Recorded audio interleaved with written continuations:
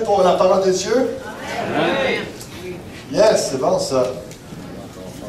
Ce matin, on entre dans des textes de Noël, des récits, mais vous allez voir, ça va être avec une approche très différente, où que le titre de mon message ce matin, le temps de Dieu, un temps de première. On a un Dieu qui aime les premières fois, qui aime la nouveauté, qui aime créer de nouvelles choses.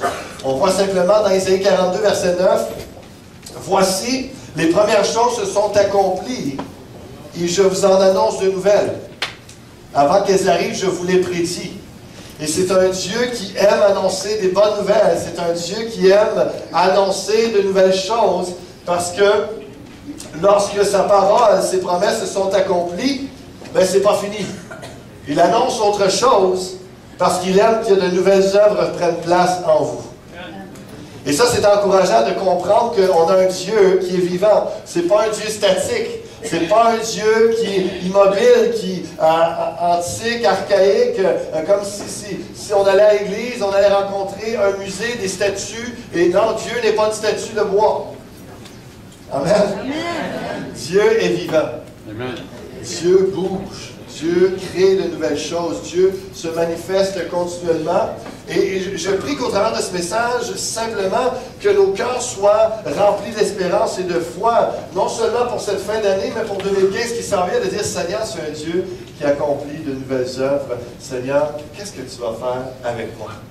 Qu'est-ce que tu vas faire avec moi? Donc, qu'est-ce que tu vas faire en moi, avec moi? Quelles sont les nouvelles œuvres préparées d'avance que tu as pour moi? Quelles sont les nouvelles promesses que tu veux accomplir? Quelles sont les nouvelles bénédictions que tu as pour moi en 2015? Quels sont les nouveaux enseignements que tu as? Les nouvelles épreuves que tu veux me faire passer pour grandir? Quelles sont les nouvelles choses qui sont... Voici les premières choses se sont accomplies, je vous en annonce de nouvelles. Et Dieu est fidèle. Il accomplit ce qu'il annonce. Vraiment puissant. Et dans le contexte d'Isaïe 42, c'est tellement puissant, c'est très évangélique, parce que ça nous parle que Jésus va venir nous parler de la bonne nouvelle. Jésus va venir, le Messie, pour annoncer la justice sur la terre. Jésus va venir pour proclamer qu'il y a la lumière pour ceux qui sont dans les ténèbres, qu'il y a la délivrance, la liberté et la libération pour ceux qui sont captifs. Ça, c'est les nouvelles, les bonnes nouvelles que Jésus vient annoncer. Et vraiment, c'est ce que le texte d'Isaïe 42 nous proclame. Et Dieu fera des choses nouvelles dans la vie des gens du Québec. Amen. Amen. Amen. C'est ce qu'on doit s'attendre parce que ça fait partie du cœur de Dieu, de son caractère, de créer de nouvelles choses et d'être en mouvement. La bonne nouvelle est bonne car elle est nouvelle. Elle est nouvelle car elle est bonne. Vous n'êtes pas perdu ce matin? La bonne nouvelle, elle est bonne car elle est nouvelle. Elle est nouvelle car elle est bonne. Dieu aime les premières. Quelqu'un pourrait dire, j'étais dans les ténèbres, maintenant je suis dans la lumière en Jésus-Christ. J'étais dans la mort, je suis dans la vie. Donc, c'est une nouvelle qui est bonne. J'étais dans un état, j'en suis dans un autre et c'est positif. Il y a quelqu'un pourrait dire, j'étais dans la bénédiction et je suis dans la bénédiction et ça fait du bien d'être béni. Ça fait changement. Et c'est vraiment cet aspect-là que la bonne nouvelle, elle est bonne, car elle est nouvelle, c'est une nouveauté dans notre vie. C'est un changement d'identité en Jésus-Christ, c'est un changement de destinée. Et elle est nouvelle, car elle est bonne, c'est quelque chose de bon. On est pardonné, accepté de Dieu, on fait partie de la famille du Seigneur. Apocalypse 21 nous dit, « Puis je vis un nouveau ciel et une nouvelle terre, car le premier ciel et la première terre avaient disparu, la mer n'était plus. » Dieu, déjà, nous prépare que non seulement sur terre, pendant qu'on est là, il va faire des œuvres nouvelles parmi son peuple et parmi toutes les nations, mais également il nous prépare, préparez-vous parce que l'espérance de la vie éternelle, il y aura un nouveau ciel, une nouvelle terre, j'aime ça, faire de nouvelles choses et partir en neuf avec des nouvelles. Et je vis descendre du ciel d'auprès de Dieu la ville sainte, la nouvelle Jérusalem, préparée comme une épouse qui s'est parée pour son époux. Et j'ai entendu du trône une forte voix qui disait, « Voici le tabernacle de Dieu avec les hommes. Il habitera avec eux, ils seront son peuple, et Dieu lui-même sera avec eux. » Voici un changement de contexte émotionnel, spirituel pour plusieurs. Il essuiera toute larme de leurs yeux, et la mort ne sera plus. Et il n'y aura plus ni deuil, ni cri, ni douleur, car les premières choses ont disparu. Dieu aime tourner les pages. Dieu aime mettre fin à des étapes, des moments difficiles de notre vie pour nous faire entrer dans des moments d'espoir et de renouvellement et de restauration et de vraiment dire ça, les premières choses, c'est disparu dans votre vie. Maintenant, voici, je crée de nouvelles choses. Et celui qui est assis sur le trône dit, voici, je fais toutes choses nouvelles. Et il dit, écris, car ces paroles sont certaines et véritables. Amen. Amen. Je fais toutes choses nouvelles. Je ne peux pas vous promettre que l'année 2015 sera facile.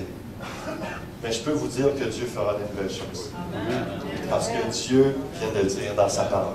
Parce que Dieu le dit, Dieu est comme ça.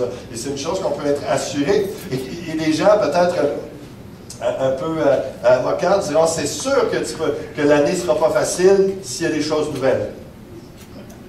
Parce que pour certains, le changement, la nouveauté, c'est toujours insécurisant, c'est déstabilisant. Et vraiment, c'est sûr que ça ne sera pas facile, c'est sûr que ça ne sera pas agréable. Pourtant, je vous appelle réellement, on va en parler un peu plus loin, d'accueillir, de vivre la nouveauté de Dieu comme un renouvellement que Dieu veut faire en vous.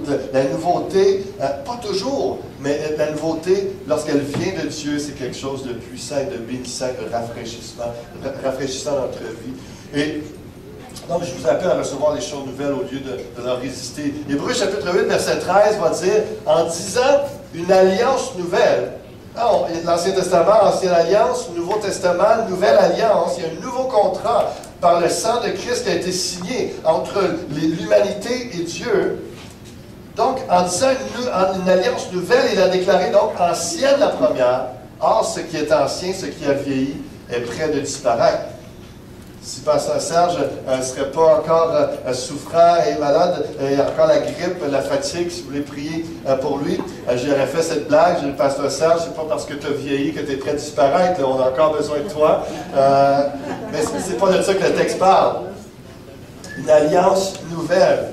Et donc, c'est rien que pour dire que Dieu tourne des pages. Il est en train d'écrire une nouvelle page. J'aime ça, d'écrire Pasteur Serge, on s'amuse bien ensemble en travaillant.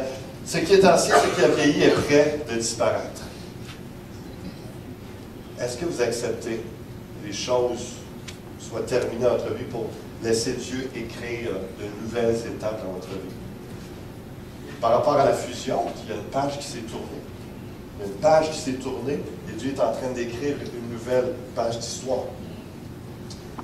Il faut entrer dans la nouvelle page d'histoire que Dieu est en train d'écrire, ce qui veut dire qu'il faut toutefois tourner la page du passé. Ce qui ne veut pas dire qu'on ne va pas se rappeler ni honorer les ouvriers du passé. Par exemple, on est en train de faire notre nouveau site web. Dans les prochains jours, prochaines semaines, on devrait pouvoir le mettre en ligne, tout ça, et vous en faire part. Mais dans l'historique de la fusion, on veut mettre également un segment. Les gens peuvent cliquer pour voir l'historique des 3 églises, de voir un peu d'où on vient, de voir nos racines, de voir les hommes que Dieu a utilisés pour en arriver à cette fusion et tout ça. Et ça va être inspirant, encourageant. Mais il faut comprendre que pour vraiment vivre ce que Dieu a pour nous en 2015, il faut accepter que le passé, c'est le passé. Maintenant, dans le présent, Dieu veut écrire et dire, Seigneur, oui, écris sur mon cœur. Il faut écrire de nouvelles choses. Viens écrire ton histoire, j'accepte. J'accepte, Seigneur. Donc, je vous encourage ce matin à accueillir la nouveauté au lieu de s'aigrir et de s'apitoyer. De recevoir la nouveauté au lieu de lui résister et de reculer. Je parle de nouveauté, oui, avec l'Église Fusion, mais nouveauté dans votre vie. Ça peut être un nouveau travail qui vous attend. Ça peut être une nouvelle situation économique, une nouvelle situation familiale. Ça peut être la réalité de venir vous joindre, une nouvelle Église, tout ça. Donc, c'est d'accueillir. Recevez, dites Seigneur, qu'est-ce que tu es en train de faire? Qu'est-ce que tu veux faire? Je dis oui, Seigneur, je veux suivre ton plan. Je veux laisser mon cœur malléable, mon cœur comme un cœur de chair et non un cœur de pierre pour que tu puisses graver ta parole par ton esprit sur mon cœur. Amen. On va entrer dans 2 récits de Noël ce matin, dans Luc chapitre 1, au verset 57. Il parle un peu de nouveauté, d'œuvre que Dieu veut faire et de comprendre comment Dieu fait arriver les choses nouvelles. Dans Luc chapitre 1, verset 57, ça nous dit « Le temps où Élisabeth devait accoucher arriva, et elle enfanta un fils. Ses voisins et ses parents apprirent que le Seigneur avait fait éclater envers elle sa miséricorde, et ils se réjouirent avec elle. Le 8e jour, ils vinrent pour circoncire l'enfant, et ils l'appelaient Zacharie, du nom de son père. Mais sa mère prit la parole et dit « Non, il sera appelé Jean. Il lui dit, il n'y a dans ta parenté personne qui soit appelé de ce nom. Tu veux faire quelque chose de nouveau? Tu veux pas continuer la tradition? Tu ne veux pas continuer dans les habitudes familiales? Qu'est-ce qu'il y a avec Zacharie? Ça ne marche pas? Il fit des signes à son père pour savoir comment il voulait qu'on l'appelle. Zacharie demanda des tablettes et il écrivit Jean et son nom, et tous furent dans l'étonnement. Au même instant, sa bouche s'ouvrit, sa langue se délia, et il parlait bénissant. Vous savez que l'ange Gabriel l'avait rendu muet à cause de son doute, et parfois, ça serait bon qu'on soit rendu muet au lieu de toujours commencer à critiquer, murmurer ou de semer le doute autour de nous avec nos paroles, alors que Dieu nous parle, Dieu agit dans nos vies, et là, des fois, on est sceptique, et comment est-ce possible? Je ne sais pas si vous avez déjà réfléchi à la différence entre la réaction de Zacharie avec l'ange et la réaction de Marie avec l'ange, parce que les deux se sont fait dire des choses impossibles, surnaturelles qui allaient prendre place. Zacharie, que sa femme Élisabeth a un âge avancé alors qu'elle est stérile depuis toute sa vie, qu'elle va enfanter finalement. Elle dit, ça ne se peut pas, elle est rendue vieille, c'est un peu comme Abraham a vécu tout ça. Et Marie, elle se fait dire qu'alors qu'elle n'a connu aucun homme, elle n'est pas mariée, tout ça, qu'elle va être enceinte. Donc, deux choses impossibles, deux miracles. Mais Zacharie lui dit, comment est-ce possible? Il remet en question, il remet en doute la possibilité que Dieu agisse. Alors, c'est l'ange Gabriel qui est devant lui. Marie, elle, a dit, comment cela se fera-t-il? J'y crois, mais je ne sais juste pas comment. Ça, c'est la réaction. Il y a une petite nuance dans la réaction. La foi est là. Tu dis, OK, j'y crois, on le fait comment? Comment ça va se passer? C'est comme un leader vient te voir, puis il te donne la vision, et là, c'est beau, c'est utopique.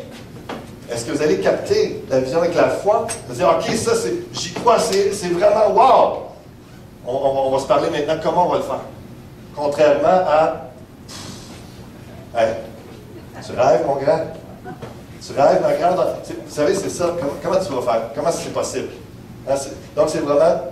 La petite nuance, je ferme la parenthèse, mais l'idée, Zacharie, vraiment aussi, ils avaient reçu l'indication de donner le nom à Jean, mais comprenez comment est-ce que Dieu veut faire des choses nouvelles, et des fois, ça brise nos habitudes, ça brise nos traditions. Peut-être même, dans votre famille, vous avez été éduqués de telle façon, et là, vous lisez dans la parole de Dieu, c'est complètement contraire à un enseignement de votre famille, de vos parents, de vos grands-parents. J'ai rencontré une dame qui elle suivait toute la parole de Dieu, on l'évangélisait, elle était touchée, mon épouse le suivait pendant des mois, a fait un cours de nouveau sauvé avec elle, puis tout ça, puis à un moment donné, quand c'était rendu le temps du baptême, non mais, elle avait 55 ans là-dedans. Non, mais moi, ma mère, elle m'a baptisé quand j'étais catholique, puis je ne veux pas renier ma mère.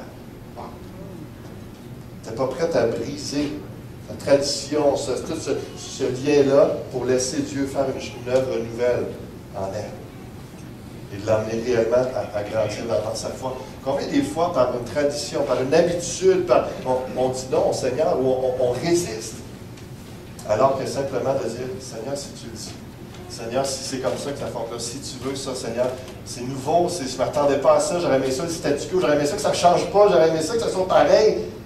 Ça se tape. OK, tu veux apporter une nouveauté? Seigneur, je te dis oui. Et comprenez que ça influence la destinée. Zacharie, le nom qui veut dire Dieu se souvient, et Jean qui veut dire Dieu a fait grâce. C'est comme si Élisabeth, Dieu a fait un serment, une promesse, et c'est comme si Dieu disait, Zacharie, je me souviens de ta condition, je me souviens de ta situation, je me souviens aussi de mes promesses. Et c'est pour ça que je ne veux pas juste continuer à répéter, à m'en souvenir avec un Zacharie. Je veux manifester au travers de Jean-Baptiste qui va proclamer que la grâce de Dieu s'en vient, un cadeau qui s'en vient, c'est Jésus-Christ. Je veux manifester une distinction, je veux que ça arrête, je veux qu'il y ait une nouveauté. Maintenant, on ne fait pas juste s'en souvenir, on passe à l'action. Il y a quelque chose de nouveau qui va prendre place. Le Messie arrive, la bonne nouvelle s'en vient. Il y a une nouvelle identité, une nouvelle destinée en Jésus-Christ. C'est ça la proclamation, mais il faut accepter le changement. Il faut dire, oui, OK, ça ne sera pas Zacharie, ça va être Jean. Est-ce que vous êtes prêts à laisser Dieu changer votre identité? Laissez Dieu changer votre destinée, changer vos habitudes, vous apporter la nouveauté dans votre vie. Il faut l'accueillir lorsque Dieu l'a fait. Êtes-vous prêt à sortir de vos habitudes pour entrer dans ce que Dieu veut faire? C'est là la question ce matin. Dans 2 Corinthiens 5, 17, ça nous parle, si quelqu'un est en Christ, uni dans la foi en Jésus-Christ, il est une nouvelle création.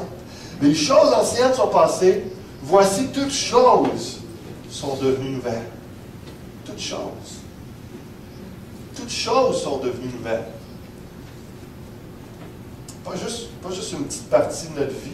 Pas juste le fait qu'avant, je n'allais pas à l'église, maintenant je vais à l'église. Pas juste qu'avant, je priais toutes sortes de saints, maintenant je prie juste Jésus-Christ.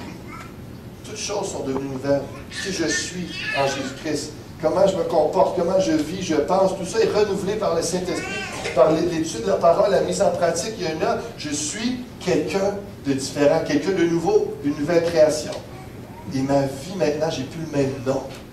J'ai plus le même nom, la même identité, pas la même destinée. À celui qui vaincra, je donnerai de la manne cachée, je lui donnerai un caillou blanc, et sur ce caillou est écrit un nom nouveau que personne ne connaît si ce n'est celui qui le reçoit. Non seulement déjà, en ce moment, vous avez un nouveau nom, une nouvelle identité. Un jour, vous allez le savoir littéralement. Parce qu'on va rejoindre le Seigneur. C'est spécial. Ça ne nous dit pas tellement plus de détails, mais on aura un nom nouveau, seulement nous qu'on va savoir. C'est particulier, mais ça montre que Dieu aime faire des choses nouvelles. Amen. Il nous a upgradés. Des années de gloire en gloire par le Seigneur l'Esprit. Avez-vous accueilli votre nouvelle identité, votre nouvelle lignée? Parce que c'est puissant aussi de penser ça. Non seulement vous avez un nouveau nom, une nouvelle identité, mais maintenant vous faites partie de la lignée du Fils de Dieu. La lignée du Fils de Dieu. Lui fait partie de la lignée du Fils de David, du Fils d'Abraham. Réalisez-vous que votre héritage a considérablement changé? Votre héritage a changé, là. Ah, pour certains d'entre vous, vous dites, ah, moi, mais ça, j'aurais aucun héritage de mes parents. Et là, vous avez un nouveau Père dans le ciel qui a tout un héritage pour la vie éternelle. C'est puissant. C'est pas tout le monde qui peut se vanter de dire, moi, je fais partie de la famille de Dieu. Et mon Père, c'est Dieu. Mon Père, c'est plus fort. C'est pas tout le monde qui peut dire, écoute, moi, je fais partie de la lignée du Fils de David, du Fils d'Abraham, en Jésus-Christ. On est fils de David, on est fils d'Abraham par la foi. Et c'est puissant, c'est pas tout le monde qui peut se vanter de ça. Et vraiment, on est une famille riche. Riche et célèbre à part de ça. En Genèse 35, verset 18, en parlant de Rachel lorsqu'elle a mis au monde son enfant, comme elle allait rendre l'âme, car elle était mourante, elle lui donna le nom de Benoni, mais le père l'appela Benjamin. Vous savez comment ça, c'est la réalité humaine naturelle. Benoni, fils de ma douleur. Rachel, à la couche, elle est en train de mourir tellement que l'accouchement était difficile, elle a souffert. Et là, c'est comme résultat de ma vie, toi, là, je vais t'appeler mon petit garçon, fils de ma douleur. Tu vas porter ça toute ta vie, ton identité, ça va être fils de ma douleur. Le père lui dit non. Je m'excuse, là. Là, tu es dans une passe un peu particulière. Probablement que si tu ne trépasses pas dans quelques jours, tu vas regretter ton choix. Mais là, je vais l'appeler Benjamin, fils de ma droite. Félicité, bonheur suprême. Je vais lui donner une identité qui va le bénir, qui va lui faire du bien. Et c'est ça que Dieu fait avec nous. Peut-être notre identité, c'était rejet, échec, pécheur. Notre identité avant, c'était moins que rien. C'était des choses qu'on s'était fait dire. C'était vraiment tout ça. Je dis non, ça ne sera pas ça ton nom. Ton nom, ça va être fils et fille de Dieu. Ça va être prince et princesse du Très-Haut. Ça va être co-héritier, co-héritière. Ça va être le fils de ma droite, la fille de ma droite. Ça va être une personne en autorité. Ça va être un fils de bénédiction. Mon espérance, ça va être ma joie. Ça va être félicité, bonheur suprême. Ça va être le sujet de ma joie. Ton nom, ça va être prunelle de mon œil. Tu vas être précieux. Ça, c'est l'identité que Dieu nous donne. Tu vas être mon enfant. Mon fils et ma fille bien-aimés. C'est l'identité. Alors, peu importe l'étiquette que vous avez portée pendant des années, que vous traînez encore malgré votre vie chrétienne, rappelez-vous bien qu'il y a un renouvellement que Dieu veut faire dans votre vie. Il y a un changement de nom, d'identité, de destinée. Et laissez Dieu écrire ce nom. Laissez Dieu former votre caractère, votre identité selon ce que lui veut faire en vous, selon ce qu'il a créé en vous. Vous êtes une nouvelle création en Jésus-Christ. Et ça, c'est puissant. C'est vraiment puissant. Laissez pas les gens vous appeler fils de douleur, échec. Laissez Dieu écrire. Fils de Dieu, fille de Dieu, princesse. Félicité.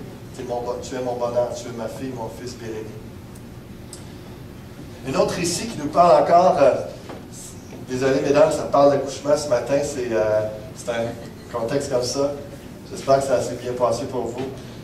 En ce temps-là, parut un édit de César. On va parler de Marie maintenant. En ce temps-là, parut un édit de César. On va voir une autre première, une autre nouveauté, peut-être pas dans un contexte que Marie aurait voulu. Et elle aurait sûrement voulu ça différemment.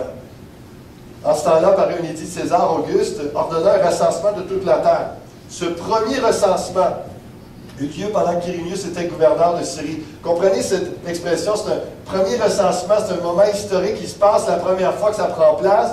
Et probablement que Marie aurait aimé que ça se passe autrement, mais vous allez comprendre dans quelques instants. Tous allaient se faire inscrire chacun dans sa ville.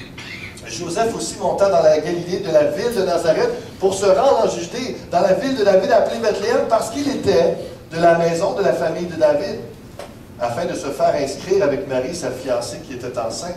C'est pour ça qu'on dit que Jésus est le fils de David, c'était celui qui allait venir, le roi éternel. Pendant qu'ils étaient là, le temps où Marie devait accoucher arriva et elle enfanta son fils premier-né. Elle l'emmaillota et le coucha dans une crèche parce qu'il n'y avait pas de place pour eux dans l'hôtellerie. Hein, vous savez, on croit en l'Immaculée Conception dans le sens où Marie était vierge lorsqu'elle a mis au monde. C'est vraiment le miracle du Saint-Esprit qui est venu couvrir son ombre Marie. Mais ça ne veut pas dire qu'elle n'a pas eu d'enfant après. Hein, ça nous dit dans d'autres textes que Jésus avait des frères. Donc, c'est de faire la distinction, parce que oui, Marie était réellement vierge, elle a eu son premier-né, Jésus-Christ était son premier fils, et sans l'aide de Joseph, c'est vraiment ça le miracle, mais ensuite de ça, ils ont vraiment consommé leur mariage et puis ils ont eu des enfants. Et l'emmaillota, elle le couché dans une crèche parce qu'il n'y avait pas de place pour eux dans l'hôtellerie. Un des commentaires nous dit... Le McDonald va dire, César Auguste avait fait publier un édit ordonnant un recensement de toute la terre, c'est-à-dire de tout l'Empire. Ce premier recensement eut lieu pendant que Quirinius était gouverneur de Syrie. À cause de cette référence à Quirinius, certains ont longtemps mis en doute la véracité de cet évangile. Les découvertes archéologiques ultérieures ont cependant confirmé l'exactitude du récit de Luc. Par cette initiative, César Auguste voulait démontrer sa suprématie sur le monde gréco-romain, grec et Rome. Mais cet empereur païen n'était en fait qu'une marionnette dont Dieu tirait les ficelles pour qu'il accomplisse son dessein. Et Dieu, en d'autres mots, a comme suscité ce nouveau recensement pour amener son fils, Jésus de Nazareth, qui a grandi dans la ville de Nazareth, mais il est né à Bethléem pour sa naissance afin que s'accomplisse la prophétie à son égard. Et c'est ça qui est puissant, qui est beau, parce que le recensement a fait sortir Joseph et Marie de leur ville Nazareth, parce qu'ils devaient aller, non pas se faire recenser, s'inscrire dans leur ville où ils résidaient, mais dans leur ville de naissance, de leur lignée. Et Joseph, c'était David et Bethléem, tout ça. Donc, ils vont là, et là, s'accomplit l'accouchement pendant ce temps-là qu'ils sont là. Il fait comprendre le voyagement. Pendant qu'elle est enceinte, Marie porte le Sauveur, vit dans une domination romaine, doit se faire recenser au lieu de la lignée de Joseph et non à son lieu de résidence. C'est la première fois que ça arrive et elle est prête à coucher. Qui aimerait accoucher dans ce contexte-là? Tu fais un long voyage à dos d'âne, probablement, puis mais ça a fait le travail, probablement que ça a préparé. Elle est passée de 1 à 10. On ne sait pas combien de temps après le recensement à Bethléem, tout ça, mais puisqu'on voit le contexte, tu es prêt à coucher, tu ne veux pas à d'avance la faire, tu n'as pas envie d'accoucher sur un âne, probablement. Et donc, mais c'est vraiment l'idée, hein, le contexte n'était pas favorable, mais ça ne veut pas dire que Dieu n'allait pas accomplir quelque chose. Dieu voulait faire quelque chose de nouveau. Il a créé, il a suscité quelque chose de nouveau avec un recensement, puis pour son premier-né, tout ça. Mais c'est pas l'idéal. Je me rappelle, j'ai assisté à 4 accouchements, toutes de ma femme, je ne sais pas s'il faut que je le précise, là.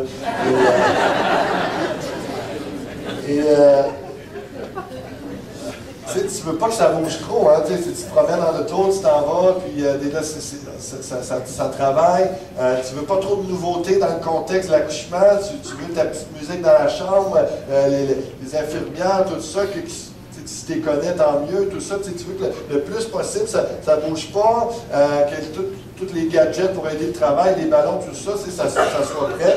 Je me rappelle une fois, j'avais un CA de l'ACF à Longueuil, puis ma femme était à une journée ou deux, je pense, d'accoucher, ou peut-être déjà en retard. C'est vraiment proche, et puis là, on hésitait, on y va dessus, est-ce que je vais, est-ce que je vais pas, et tout ça, puis finalement, bon, je vais, surtout que ma femme, elle accouche très rapidement, elle accouchait très rapidement, donc, et on ne veut pas manquer ça, hein, c'est pas avoir la nouvelle ou l'information par après, comment ça s'est passé. Puis, donc, c'est vraiment, et finalement, j'ai pu y aller, revenir, mais je me rappelle un autre accouchement, le contexte, encore une fois, tellement, le travail commence, et puis, là, l'infirmière dit, OK, ben, si ça peut soulager, pousse un peu tranquillement, puis là, finalement, elle voit la tête sortir, le médecin n'est pas là. Non! Elle s'est dit, attends. Le médecin arrive pendant ce temps-là, est-ce que ça va? Oui, ça va. Va-te bien! Donc, c'est vraiment, le contexte n'est pas idéal, mais ça a bien été. Mais c'est vraiment, juste pour dire, pour le contexte de Marie, hein, c'était vraiment pas favorable. Mais ça ne veut pas dire que c'était pas bon, ou que Dieu n'agit pas quand c'est pas comme on voudrait.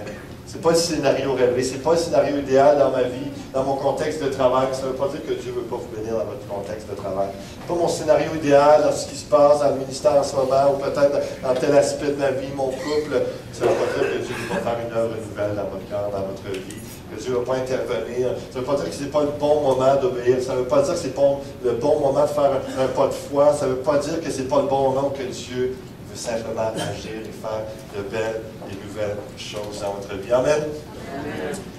Mais, vous savez, ça nous explique aussi que Dieu, vous savez, même s'il aimait beaucoup Marie, qui nous aime beaucoup, lui, ce qui était important à ce moment-là, c'est que la prophétie s'accomplisse et que tout ce qui s'était prévu à propos de son Fils Jésus-Christ soit respecté, soit accompli. Et encore une fois, en 2014, en 2015, ce qu'il faut saisir, que même si le contexte n'est pas favorable pour nous, ce qu'il faut vraiment s'inquiéter, c'est est-ce que le contexte est favorable pour Christ? Est-ce que ma vie est centrée sur Jésus-Christ? Est-ce que je suis prêt en Christ, au travers de Jésus-Christ, de réellement voir des choses nouvelles prendre place? Parce que si ça glorifie le nom du Seigneur, c'est ça que je veux. C'est ça qui est important. Le contexte ne semble pas idéal à mes yeux. Je dirais peut-être au Seigneur comment faire. J'aimerais lui expliquer que ça serait plus agréable de telle façon.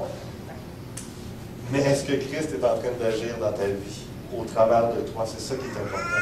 C'est ça qui est important pour Dieu réellement, parce qu'en bout de ligne, si le plan de Dieu s'accomplit, tu vas être béni.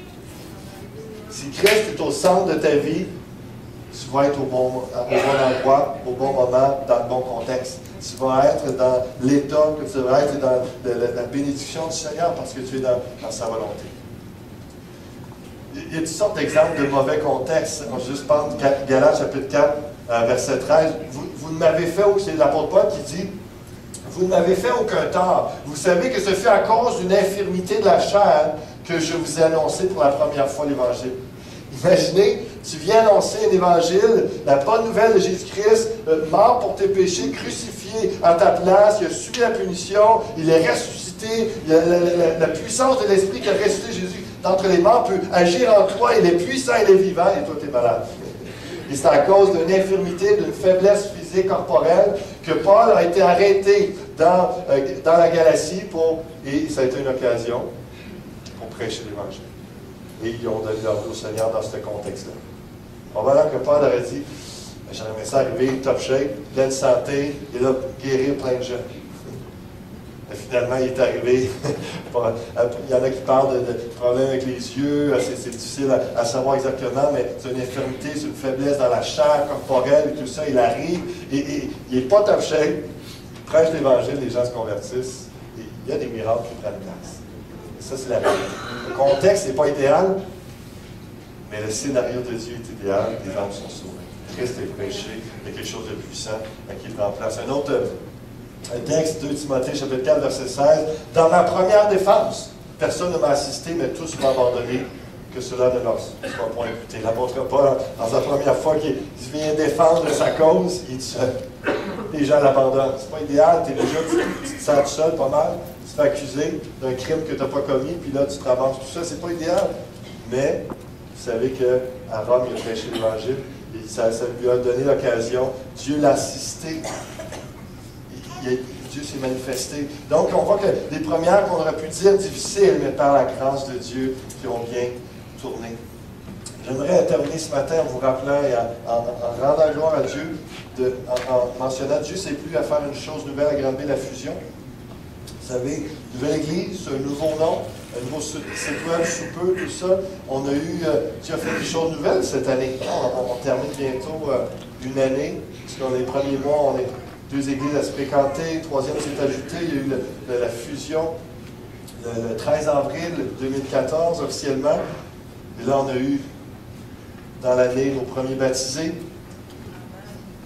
Dieu a fait de nouvelles choses, qui dit nouvelle église, nouvelle équipe, on parle de nouveau conseil d'administration. Vous voyez les noms, puis j'aimerais mentionner quelques personnes particulièrement, juste à part moi, il y a évidemment le pasteur Serge, il y a Sylvie Vaillancourt comme trésorière, Nicole Bédard comme secrétaire, Sylvain Allaire, Chantal Dumoulin, Fernand Lapierre, Daniel Gertin, Pierre Vaillancourt comme administrateur. Et j'ai mis les 3 derniers noms, les 3 hommes que vous voyez, Fernand, Daniel et Pierre, et j'aimerais juste les remercier pour un travail particulier qu'ils ont fait dans les derniers mois et tout au long de cette année. Vous savez, on a dû faire toutes sortes de réparations, de travaux, et ces hommes-là, vous savez, lorsqu'on est sur le stage, on le voit, les gens, tout le monde voit qu'est-ce qu'on fait. Mais ces hommes-là travaillent quand vous n'êtes pas là. Ces hommes-là font des appels, essaient de baisser les prix, travaillent fort pour que les finances de l'Église soient le mieux gérées. Et vraiment, on a un Fernand qui, en plus de faire la conciergerie, il a travaillé toutes sortes d'affaires. C'est sûr que je vais en oublier, mais il a travaillé à l'extérieur pour finir le vinyle. Il a travaillé à l'intérieur. Dernièrement, c'était le comptoir de la cuisine qu'il a installé. Il a fini la librairie à l'arrière, tout ça. Et vraiment, Daniel et Pierre, on va à l'extérieur. Une autre chose que Fernand a fait, de fermer la porte, il reste juste le vinyle à poser, mais de fermer dans une des classes pour les enfants, là, de finalement fermer un mur, les joints vont être faits dans les prochaines semaines, tout ça, ça va pouvoir être nippé, la brique. Dernièrement, on a dû, pour la conformité à la loi, enlever tout le patio qu'il y avait sur la section de la rue Saint-Charles, vous voyez dans la région.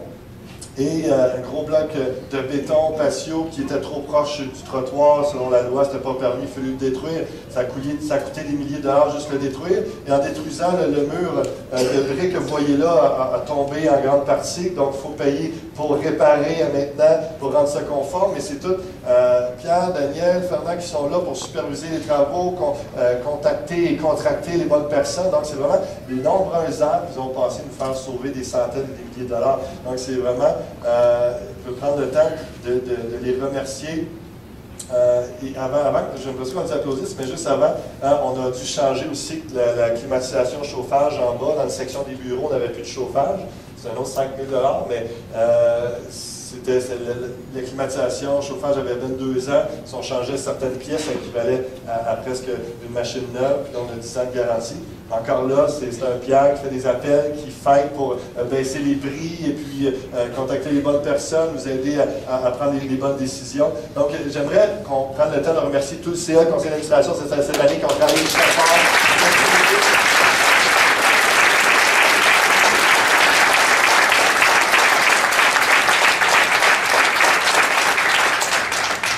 Énormément, messieurs, madame, et merci à chacun d'entre vous aussi, parce que par votre fidélité, votre générosité, en début d'automne, j'ai dû vous informer que on est en retard sur le budget, ça n'allait pas bien, c'est pas tout le monde qui donnait. Finalement, les gens se sont mis à donner, et là, on réussit à atteindre le budget, puis à payer, heureusement, des réparations comme ça, et les gens font du chauffage en bas. Donc, merci à vous, merci Seigneur pour cela. D'autres nouveautés que Dieu a faites par la fusion, la fusion, ça a amené de la nouveauté, il y a eu un changement d'équipe pour l'éducation chrétienne. On voit Mme Daniel avec sa famille pour l'éducation chrétienne. Ils ont fait une fête du roi des rois avec tout son comité, une 50aine d'enfants, une fête en alternative à Halloween le 31 octobre dernier. Et donc, tout le monde était habillé en prince et princesse pour le roi des rois. C'était sa fête. Il y a eu un moment de louange, de jeu, de danse. Et vraiment, c'était vraiment bien. On voit Nadia qui est là. Il y avait eu des chants également. On voit l'équipe de louange qui est là. Nadia qui a animé. Il y a eu des jeux avec Marie-Ève. Tout ça, c'est bien. Il y a eu des jeux très intéressants aussi. Donc, les enfants se sont amusés, mais dans un contexte chrétien, il y a un message qui leur a été apporté, vraiment d'évangile. Il y avait des incroyants, je sais que ma fille, entre autres, et d'autres ont emmené des amis incroyants. C'était vraiment une belle occasion de rendre gloire à Dieu. Et Nadia qui a terminé à la fin en lisant une définition de leur nom spirituel, qu'est-ce que ça représente, prenant leur nom et puis avec un livre qu'elle avait, tout ça, c'était vraiment inspirant, c'était pour les édifier, les encourager, et puis vraiment les enfants sont repartis avec quelque chose de vraiment puissant et bon. Est-ce qu'on peut remercier toute l'équipe de l'Institution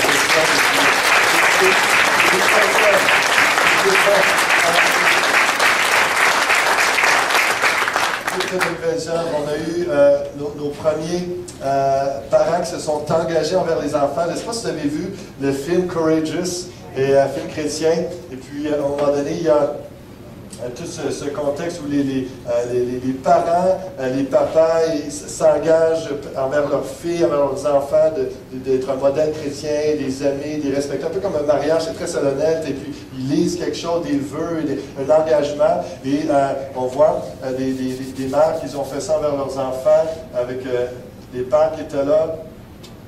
Et également, et moi, ça me bénit de voir ces hommes-là, de voir des Nadine qui avaient initié ça. Félicitations et bravo. C'est inspirant.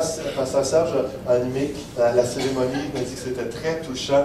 Moi, je suis béni de voir comment Dieu fait des œuvres nouvelles dans cette Église, mais de voir les hommes et les femmes de qualité que Dieu met, des gens prêts à s'engager pour Dieu, s'engager auprès de leurs enfants. Il n'y a personne qui se prétend être mieux qu'un autre, mais dit, moi, je vais m'engager à être un modèle pour mes enfants. Je vais m'engager à suivre le Seigneur et laisser faire de nouvelles choses en moi, au travers de moi. Toute une équipe technique, on voit notre frère Luc avec Rock et toute l'équipe, les caméramans qui essaient d'upgrader, rendre ça en HD. Bientôt, mes amis sur le web, vous allez voir ça en HD, ça va être mieux. On essaie de toujours améliorer les choses. Et justement en train d'installer le carte pour le HD. Et il y a toute une équipe dans l'audiovisuel qui essaie de vraiment aller dans une première de plus en plus de qualité. On a notre frère Raymond qui accueille très bien avec un marteau tout le monde. J'ai vraiment une mention spéciale à toute l'équipe d'accueil, Raymond Lesage et plusieurs. Vous êtes une grande équipe que je vous félicite du stationnement jusqu'à l'entrée ici. Vraiment, on veut. Vous savez, en début d'année, je vous avais parlé dans les valeurs de l'accueil, et puis ça a pris des mois, mais il y a une équipe qui s'est formée, les gens qui ont capté la vision, qui avaient ça à cœur, des gens qui avaient des dons, qui avaient vraiment un cœur pour ça. Et c'est vraiment beau tout ce qui prend place. Je vous félicite et je vous remercie pour ce que vous faites. Tout le monde veut améliorer, ça commence ce ministère-là, mais l'espace bienvenu qui est là, belle table bistrot, et puis c'est vraiment pour prendre soin des gens qui nous visitent, que ce soit des gens qui déménagent, ils cherchent une église, ou des gens qui ne connaissent pas le Seigneur, qui se joignent à nous. On veut prendre soin d'eux, les rencontrer s'ils le veulent, répondre à leurs questions, les aider à cheminer dans leur foi. Donc, il y a une équipe, ça décharge en même temps les pasteurs, il y a des gens matures qui peuvent faire les visites, qui peuvent faire les appels, tout ça, et répondre, prendre soin des gens. Donc, je suis vraiment béni de voir ce qui prend place. Et Raymond et toute l'équipe, je vous remercie sincèrement. Est-ce qu'on peut encore une fois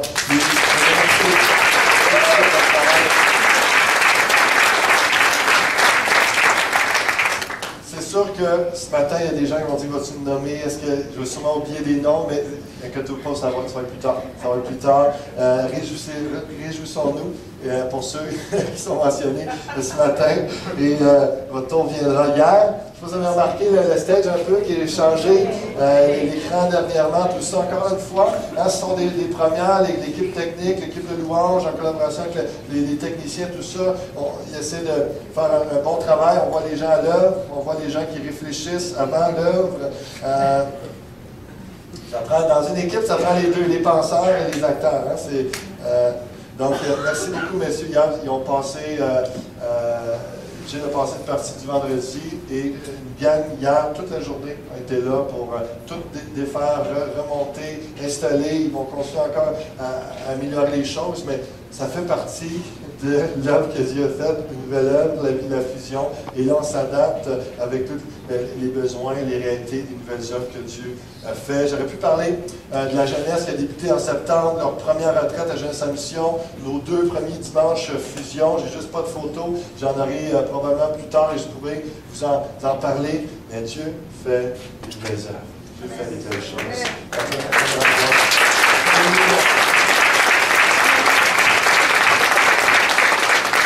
Un Dieu qui bouge, un Dieu qui n'est pas statique, un Dieu qui n'est pas mort, au contraire, qui est de la vie. Et j'aimerais terminer. J'ai invité le groupe de louanges. On va revenir avec ce chant « Sois élevé ». On va élever le nom du Seigneur pour ce qu'il fait. Et je vous pose en terminant cette question-là, avez-vous l'espérance pour des œuvres nouvelles de Dieu pour vous? Là, l'espérance, la définition du mot, c'est une attente joyeuse et paisible de quelque chose qui s'en vient. Est-ce que vous êtes dans une attente paisible et joyeuse de ce que Dieu veut faire dans votre vie? Ça, c'est une espérance. On a un Dieu qui crée de nouvelles choses. Vous savez, dans les expressions bibliques, bonne nouvelle, nouvelle alliance, Pâques nouvelle, nouvelle création, nouveau nom, nouvelle route, nouvelle Jérusalem, nouveau cieux, nouvelle terre. Ça met l'accent sur le plan divin pour les nouvelles œuvres.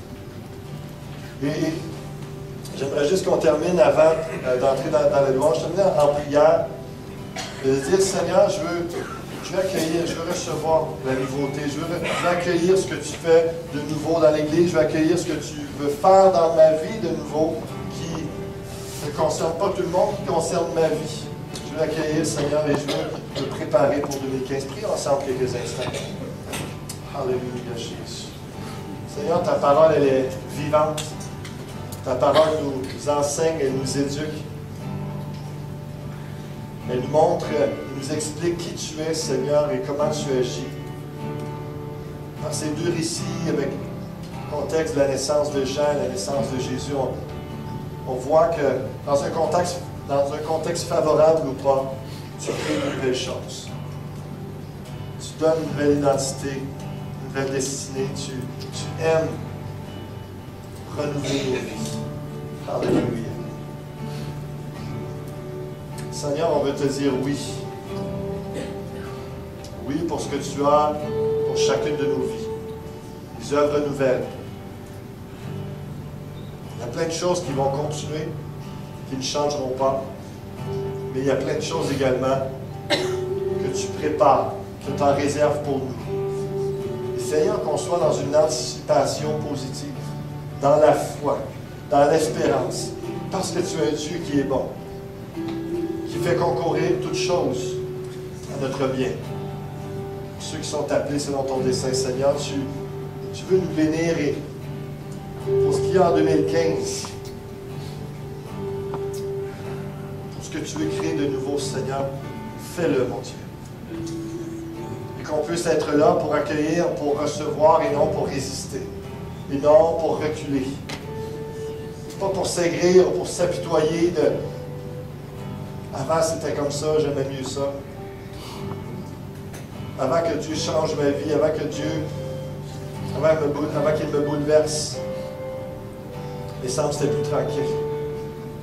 On peut s'entrevoir chacun d'entre nous, Seigneur, ton chemin, ta destinée, cette route nouvelle tracée en Jésus-Christ. On peut réellement entrer dans cette nouvelle destinée. Cette page d'histoire que tu es en train d'écrire pour la fusion, mais également, tu le répètes individuellement. Tu nous as donné une nouvelle identité, une nouvelle destinée. Et chacun puisse entrer dedans, Seigneur, en Jésus-Christ, pour ta gloire. Alléluia. Que tout obstacle, que toute chaîne qui retient soit brisée dans le nom de Jésus-Christ. Que tout mensonge de l'ennemi sur nos vies soit brisé. Que la vérité vienne nous affranchir. Afin que les gens pensaient que ce n'était pas pour eux, n'était pas digne de te servir ou de te connaître, Seigneur, que ce mensonge soit brisé ce matin dans le nom de Jésus.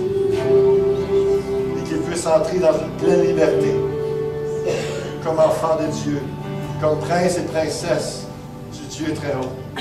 Alléluia, du roi des rois. Entrez pleinement dans ce que tu as pour eux. Merci Seigneur, pour ces projets de paix, non de malheur. Bénissons ton nom, Seigneur. Que Granby, que le Québec, que le Canada, Seigneur, que toutes les nations se réjouissent pour les œuvres nouvelles que tu vas faire en 2015. Gloire à toi, Seigneur. Alléluia. Amen et Amen. Levez-vous, s'il vous plaît, on va entrer. On va se lever, il reste quelques minutes encore. Allez dans la présence de Dieu, laissez les